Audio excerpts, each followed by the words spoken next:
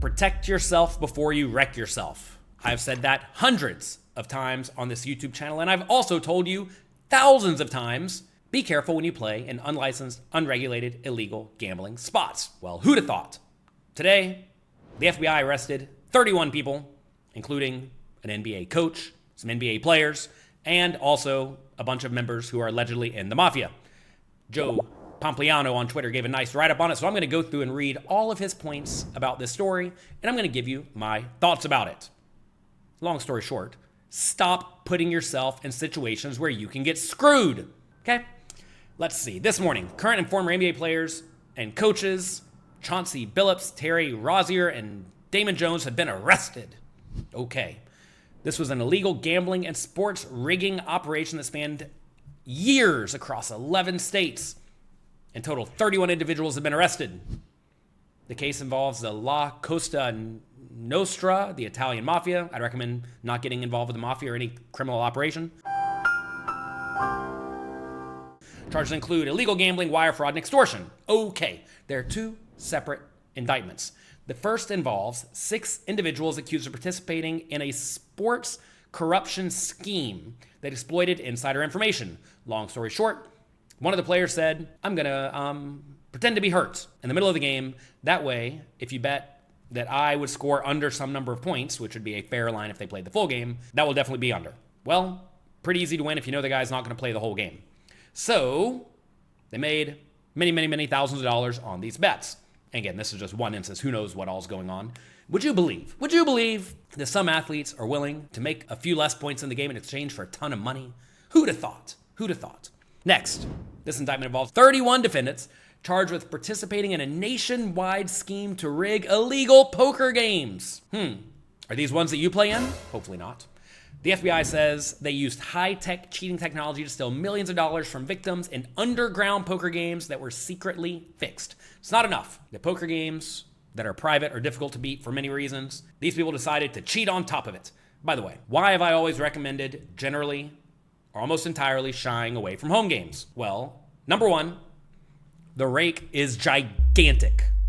In a casino, and most of them in America, you're going to pay something like $5 per hand to play, which is actually kind of pricey.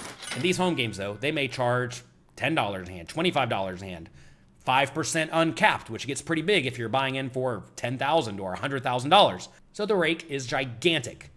I've seen the books of one of these operations a long time ago, and would you believe there were 0 winners in the game among people who have played more than a whopping 3 sessions. If you played more than 3 sessions, you were a loser. Why? Because the rake was egregious. Also, these games run at weird hours, which often do not suit, call it, regular working people, although they certainly run. If you play in these home games and you're actually doing okay, you may be required to recruit new players. You need to get some bad players in there who can lose. Also, if you're doing really well, which again doesn't happen all that often, you may have to give the host some of your action. 10%, 30%, half of it, maybe more. Also, to make matters worse, you may get paid really slowly. And the one game I heard about a long time ago that I got to see their books, they would pay you $1,500 a week. And in this game, you could buy in for $10,000. That was the bigger buy-in. This was many years ago. And, well, if you win, let's say $20,000 in the game, it's going to take you forever to get paid. Your only option is to show up, keep playing, pay the rake, and become a loser, like everybody else who plays these games. Also, while they may pay slowly, some of them actually don't pay at all. Most of these games run on credit, and therefore you don't show up with money. You pay the money later, or you send crypto later, or bank wire later, or whatever. And sometimes people don't pay, and when people don't pay, very often you will not get paid. Sometimes the host says that they're using the gigantic rake to account for that. Sometimes they do, sometimes they don't. Also, you may get cheated. Shall we talk briefly about how the people were being cheated? No, we'll get to that in a second. Okay, 2 cases are separate, but there are 3 overlapping defendants, including former NBA player and coach Damon Jones. The FBI says NBA player Terry Rozier told the defendants that he was going to leave the game early on March 23rd, 2023 with an injury. They placed more than $200,000 in bets on the under, like we just discussed. He left after 9 minutes. Those bets paid out tons of profit, and the defendants and Rozier counted the money at his house. Don't really know how that works. Okay, often you're playing with virtual money. even though it is real. The NBA says that former Raptors player Jonte Porter was threatened to participate in the sports gambling scheme because of his gambling debts. Something that happens. It's a way to get even. Get up there and do a job for them. Throw the game, etc., etc. Teams that were bet on during the sports include the Charlotte Hornets, Portland Trailblazers, Los Angeles Lakers, and Toronto Raptors. Does that mean we do not know everyone involved? Maybe it wasn't definitively clear. Who knows? Hate to break it to you all, in games where individuals get to make decisions, individuals can throw the game. Now, of course, it's far easier to get an under than an over, but hey, it's actually not all that impossible to get an over either. Imagine you have a basketball team with two players, one good and one who is marginal. Imagine that good player agrees ahead of time to pass the marginal player the ball a lot in this one particular game. Sure, they'll do worse in the game, but that player who is marginal, who gets the ball a lot, will inevitably score more points in basketball, and that will result in the over for that particular player hitting.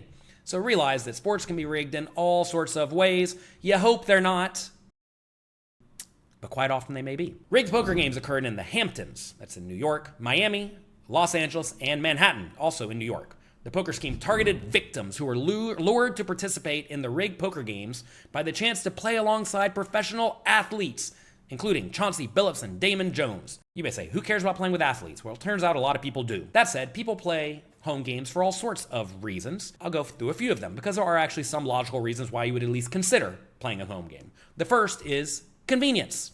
Instead of having to go to a licensed, legal, regulated casino, you can just go to somebody's place that's not licensed, legal, and regulated. Next, the games are usually very soft. Now, why are the games very soft? Meaning the players are horrible at poker. Well, the normal logical reason is the rake is so high that anyone who has half a brain knows that you cannot win against a gigantic rake. So if the rake's high, all the pros don't play because the pros know you're not winning. They understand math. So if you understand that you cannot win the game, why would you play the game? Well, pros don't play the game. Recreational players don't understand that. They just see a bunch of players playing poorly that think they can win. Okay, so the games are super soft, although it does not matter because the rake is too big. Next, you get various party favors. Oh, behave. I'll let your imagination explore. You can't experience most of these at the casino, so you can do those in the home games. Next, you get to play with celebrities. I played a game with a few celebrities way back in the day when I learned these lessons myself many years ago. Things I've been telling you all for many years. And, it's kind of cool to get to go play with movie stars or athletes or whatever. Neat. It's an experience. Next, sometimes these games just straight up give you money to show up. If you show up early, they might give you $500 if you agree to play for 6 hours, knowing they're going to rake all that money back away from you. They may give you some of your losses back if you're really bad. Because, hey, they're going to win anyway. The house is the one who's winning all the money. Also, some of them give additional perks like sport betting tickets, vacations, yada, yada, yada. They want to do everything they can to get you to give them your money, especially at the highest stakes. That said, a lot of people want to go play with athletes because people like athletes for some reason. I never got the infatuation, but a lot of people do. So if you say that I'm going to have Chauncey's going to be here today. We're going to get to go play with Chauncey. People will go show up purely because they want to play with Chauncey. Okay, the FBI says the defendants utilized altered shuffling machines to read the cards in the deck and then relayed that information to an offsite operator. The offsite operator, known as the quarterback, then sent the information to someone at the table, I'm going to extrapolate here, who would then tell the players at the table if they were going to win the hand or not. There was actually a very interesting video by Wired recently on YouTube where they basically showed how you could rig a shuffle machine. There was another video from a few years back, by the way, which I saw. I've told you all about this on this channel, about how they could rig a shuffle machine. The guy showed how exactly how he was doing it on a small YouTube channel back in the day. And that's important to recognize. One thing that you do need to be 100% aware of is that you don't know everything. So many people who are good at one particular thing think that they are sharp at all things, or at least most things, or at least some things that are kind of tangential to the thing they're actually sharp at. Now in poker, a lot of poker players think they know everything about poker, but they don't. I don't, you don't, none of them do. If you read Twitter, a lot of poker players think they know everything about everything. They don't. Haha, LOL. Okay, so the question becomes, do you know everything about the running of a private home game, especially at the high stakes? The answer is probably not. Next, do you know everything about cheating in poker? The answer is probably not. Now, turns out they can rig a shuffle machine. They can straight up plug a little USB into the Shuffle Master 2, and they can rig the deck very easily. That is not good at all. If that's not enough, dealers can straight up be mechanics. There was a dealer in a game that I played in a while back where he was accused of cheating. And, well, that's not good because nobody suspected him. Super nice guy, super friendly, super gregarious. Fired. for being a card mechanic. Next, people can mark the cards. You can put little crimps in them. You can put invisible ink on them that only you can see with your contacts. The cards could already have markings on them. Someone posted a video of that on Twitter showing how these cards look through specific lenses. There's a million ways you can get cheated, and you are not aware of all of them. You're simply not. And so if you are going to play these games, you have to be hyper vigilant. Hyper vigilant. Way more vigilant than any sane person could possibly be. But again, the question becomes, why even play these games to begin with if you can't win? Literally no one's winning. Hello, I'm telling you, literally no one is winning. Also, if someone invites Jonathan Little to a home game that's high stakes, that charge lots of rake, you know what I immediately think?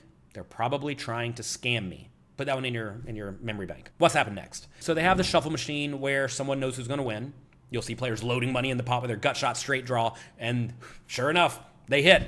They also says the defendants use other cheating technologies, including poker chip trays that could read cards through a hidden camera. I guess when the dealer's pitching the cards, there's a camera that can see up underneath it. Cool. Special contact lenses and glasses that could read marked cards, and the X-ray poker table that could read the cards face down. Haven't seen that one, haven't known about that one, but that's cool. The FBI said the defendants robbed a victim at gunpoint to acquire the rigged shuffling machine. Okay. Even if you're trying to help them out, I guess they'll rob you. Or maybe someone had a rigged shuffle machine and they knew about it, so they robbed them. Sports gambling operation is called Nothing But Net, and the poker investigation is called Operation Royal Flush. The FBI is working on this investigation for 4 years, with the victim losing at least $7 million, with one victim losing 1.8.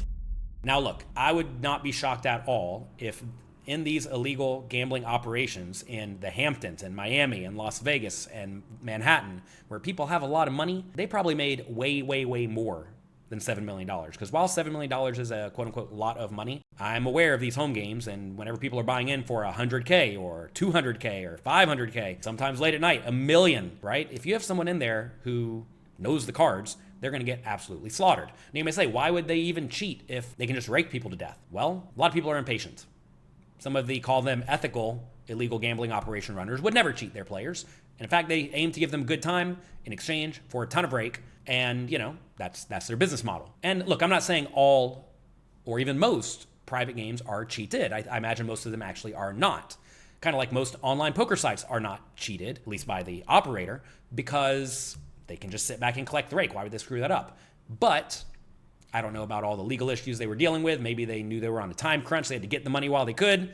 And maybe that made them get impatient. The FBI reviewed thousands of hours of video evidence and executed more than 24 search warrants. I hear there was an FBI agent in the games as well. And, well, that'll get you some pretty good information. So look, let's get real. It's 2025. We've been here a while, right? If you're new to the channel, hello, welcome. Click the like and subscribe button. Click the notification bell. If you consistently put yourself in spots where things go horribly bad, you got to realize at some point that might just be the cost of doing business in the way you do business. But I am telling all of you, if you are playing in a very high-ranked game, legal or not legal, you are going to have a very difficult time winning. If the game looks unbelievably good, if in your estimation you definitively should be winning, but you're not and you're nowhere near winning, something's probably up. Also, fully recognize, please, that you do not know everything. You do not know how people could cheat you.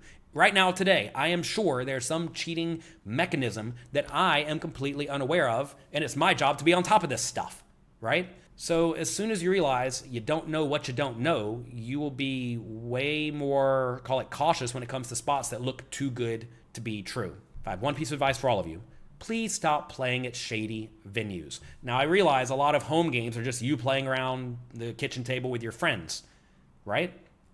And that's usually fine and good. But do not put it past people to cheat. I remember the very first poker game I played, a home game a long time ago, when I was like 18 years old. It was like what was it? It was like $50 buy-in, I believe. A 25-cent, 50-cent cash game. And there was a couple there, and they were doing the very simple cheating mechanism of shuffle the deck, put an ace, X number of cards down, pass the deck, they cut the deck, and then whoever deals is going to deal one of those two players an ace. Nothing fancy. But one of those started with an ace every single hand that they were in charge of shuffling. And, well, that clearly was not good. And after a while, I figured it out. It didn't take long. And we kicked them out of the game. They wanted to fight. They got mad. But, like, do I even need this in my life? Ask yourself, do you need this drama in your life? I learned a long time ago, I don't want anything to do with any of this. I would rather go play tougher games in a licensed, legal, regulated casino where I am far, far, far, far, far less likely to be cheated, and I know I'm definitively going to get paid. So you have to ask yourself, do you want the drama? Do you want the headache? Do you really want to play with Chauncey that bad? While the casinos, of course, give less perks, the games are tougher, etc., you also can actually potentially win. If you want to have any chance of winning at poker, do yourself a big favor and stay out of the shady venues. That's it for today. Good luck in your games. Have fun. And protect yourself before you wreck yourself.